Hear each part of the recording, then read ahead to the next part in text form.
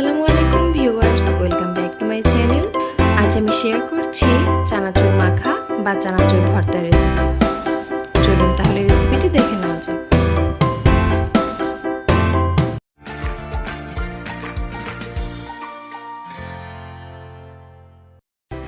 এখানে আমি নিয়েছি পেঁপে কুচি, নিয়েছি লেবুর পাতা, 1 চা চামচ নিয়েছি গরম মশলার গুঁড়ো, মৌরি গুঁড়ো নিয়েছি 1 চা চামচ, জয়ফল আর জয়ত্রী গুঁড়ো নিয়েছি 1 চা চামচ, 1 চা চামচ নিয়েছি ভাজা জিরা গুঁড়ো, নিয়েছি কাঁচামরিচ কুচি আর পেঁয়াজ কুচি।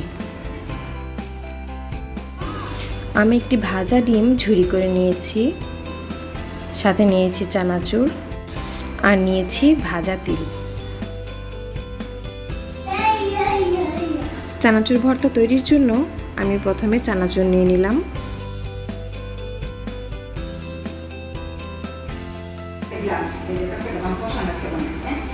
এরপরেতে ঝুরি করা ভাজা ডিম দিয়ে দিচ্ছি, তিল দিয়ে দিচ্ছি, এই পর্যায়ে দিয়ে দিচ্ছি পেঁপে কুচি,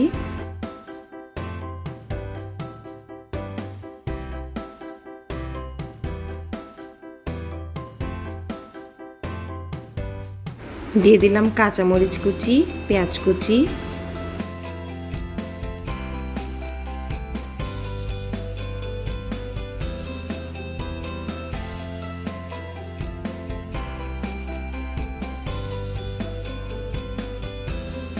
লেবুর পাতা দিয়ে দিচ্ছি। এবার আমি যে মশলাগুলো নিয়েছিলাম সেই মশলাগুলো একত্রে দিয়ে দিচ্ছি।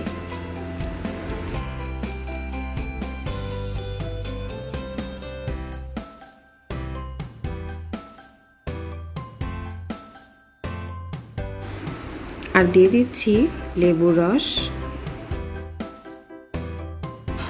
সরিষার তেল দিয়ে দিচ্ছি 1 টেবিল চামচ,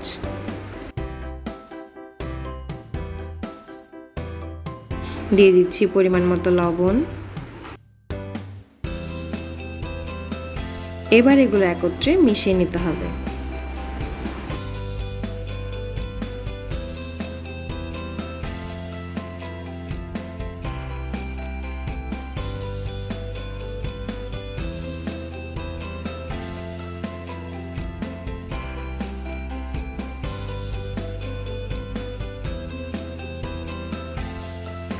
তৈরি হয়ে গেল ভিন্ন স্বাদে মজাদার চানাচুর ভর্তা।